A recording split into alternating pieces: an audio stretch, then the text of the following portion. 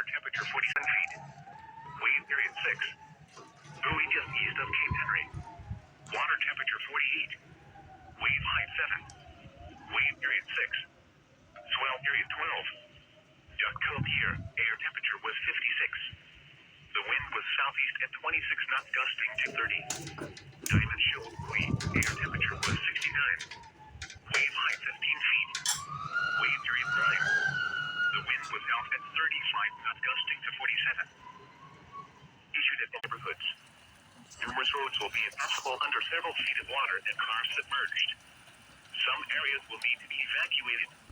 Take the necessary actions to protect flood-prone property. If travel is required, do not drive around barricades or through water of unknown depth. High surf advisory remains in effect until 7 p.m. Eastern Standard Time Wednesday. Coastal flood warning remains in effect from 7 p.m. this evening to 7 p.m.